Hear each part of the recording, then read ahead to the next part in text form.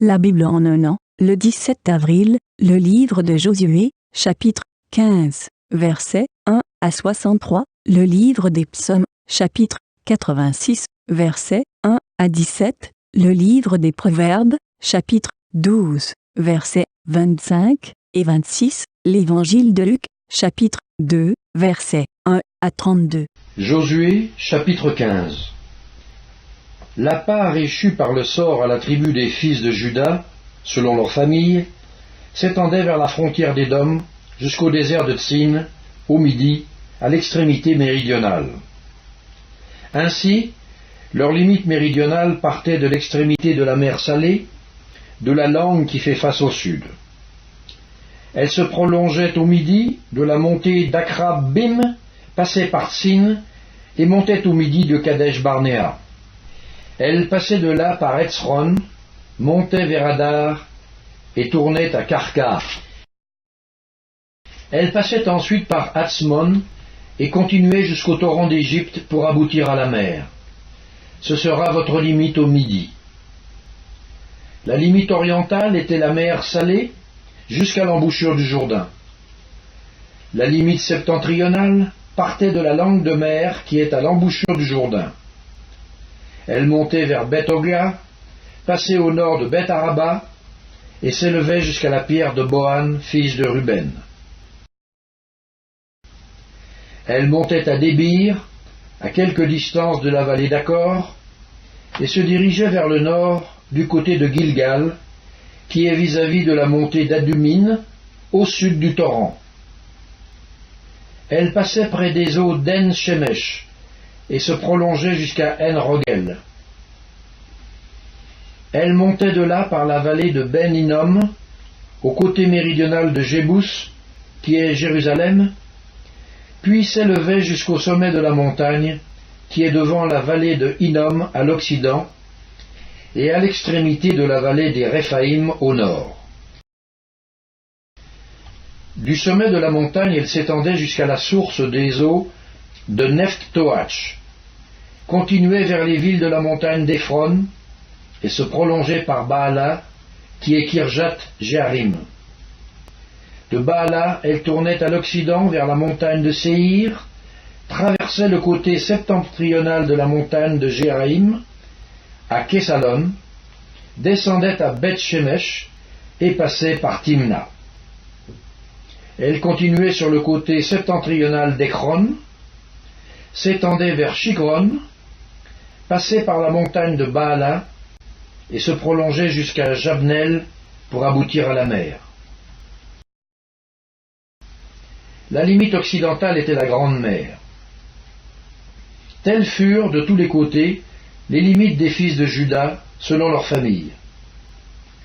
On donna à Caleb, fils de Jephuné, une part au milieu des fils de Juda, comme l'Éternel l'avait ordonné à Josué. On lui donna Kirjat Arba, qui est Hébron. Arba était le père d'Anak. Caleb en chassa les 3 fils d'Anak, Sheshai, Aïman et Talmaï, enfants d'Anak. De là il monta contre les habitants de Débir. Débir s'appelait autrefois Kirjat-Séfer. Caleb dit, je donnerai ma fille Aksa pour femme à celui qui battra Kirjat-Séfer et qui la prendra. Othniel, fils de Kénaz, frère de Caleb, s'en empara, et Caleb lui donna pour femme sa fille Aksa. Lorsqu'elle fut entrée chez Othniel, elle le sollicita de demander à son père un champ. Elle descendit de dessus son âne, et Caleb lui dit, qu'as-tu? Elle répondit, fais-moi un présent, car tu m'as donné une terre du Midi. Donne-moi aussi des sources d'eau. Et il lui donna les sources supérieures et les sources inférieures. Tel fut l'héritage des fils de Juda selon leur famille.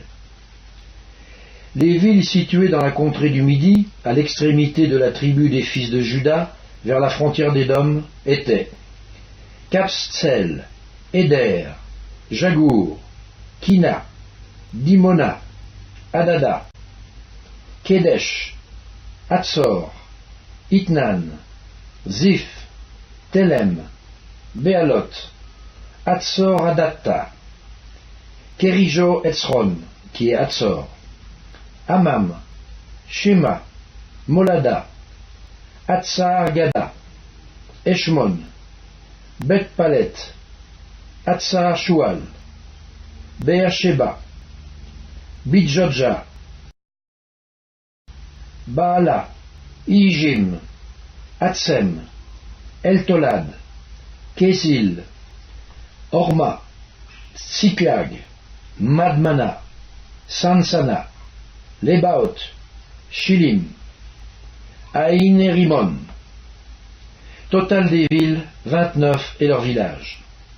Dans la plaine, Eshtaol, Tsorea, Ashna, Zanoach, Enganim, Tapwash, Enam, Jarmut, Adulam, Soko, Azeka, Shaharaim, Aditaim, Gedera et Gederotaim, 14 villes et leurs villages.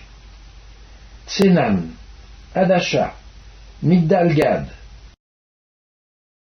Dilean, Mitzpé, Joktel, Lakis, Botskat, Eglon, Kabon, Lashmas, Kitlish, Gederot, Bet-Dagon, Naama et Makeda, 16 villes et leurs villages.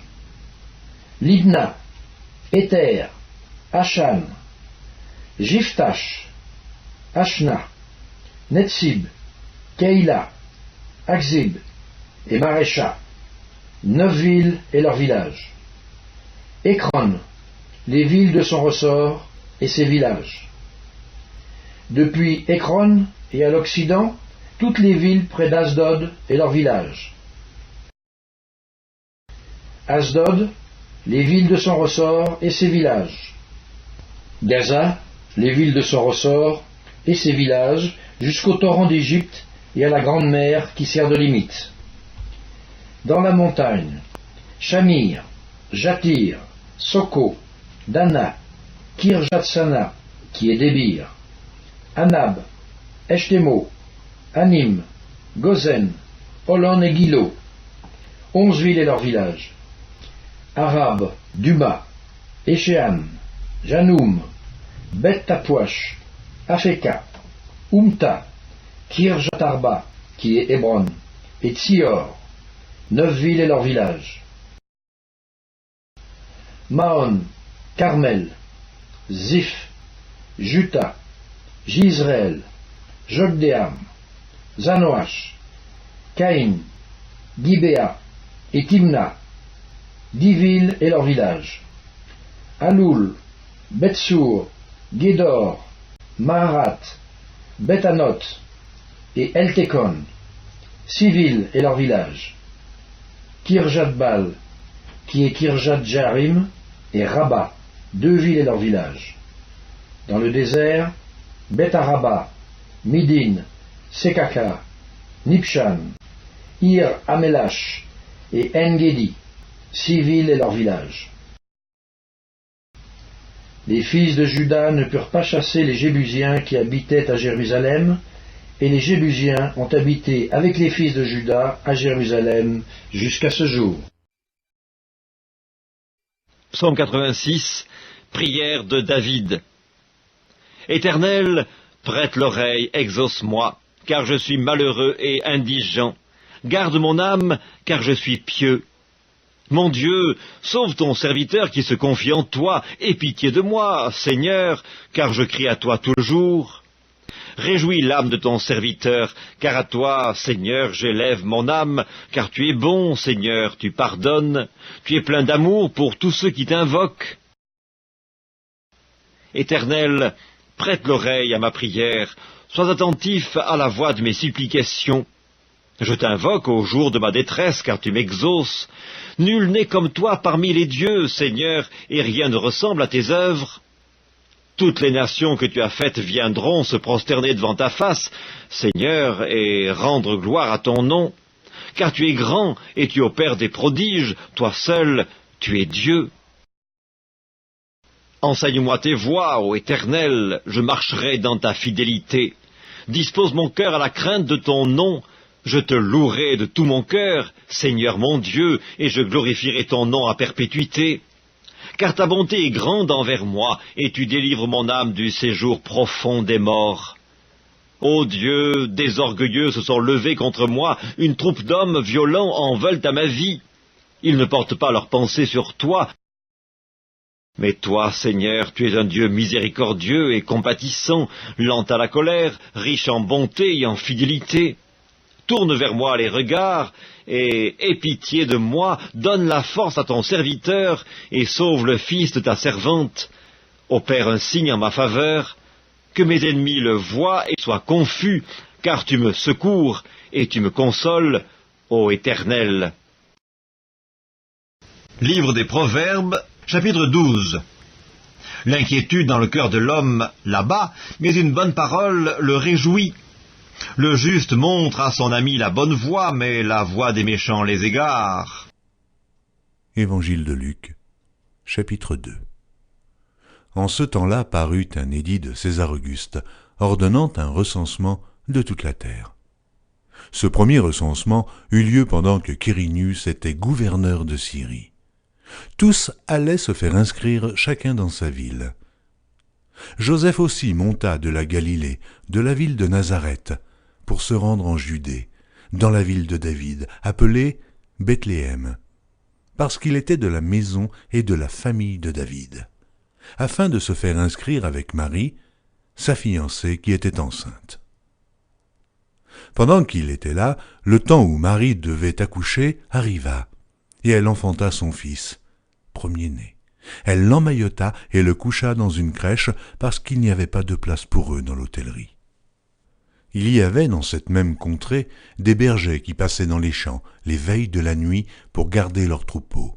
Et voici, un ange du Seigneur leur apparut, et la gloire du Seigneur resplendit autour d'eux. Ils furent saisis d'une grande frayeur, mais l'ange leur dit « Ne craignez point, car je vous annonce une bonne nouvelle, qui sera pour tout le peuple le sujet d'une grande joie. C'est aujourd'hui, dans la ville de David, il vous est né un sauveur, qui est le Christ, le Seigneur. Et voici à quel signe vous le reconnaîtrez.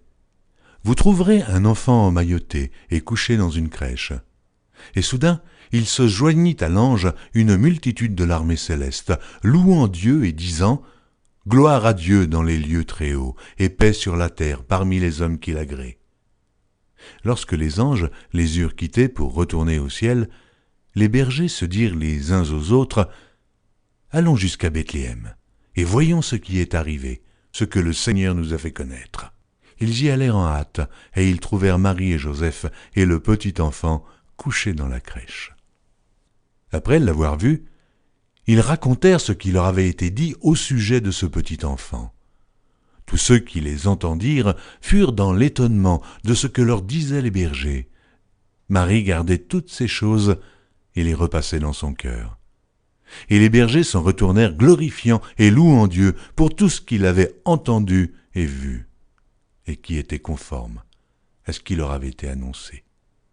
Le 8e jour, auquel l'enfant devait être circoncis étant arrivé, on lui donna le nom de Jésus, nom qu'avait indiqué l'ange avant qu'il fût conçu dans le sein de sa mère. Et, quand les jours de leur purification furent accomplis selon la loi de Moïse, Joseph et Marie le portèrent à Jérusalem pour le présenter au Seigneur, suivant ce qui est écrit dans la loi du Seigneur.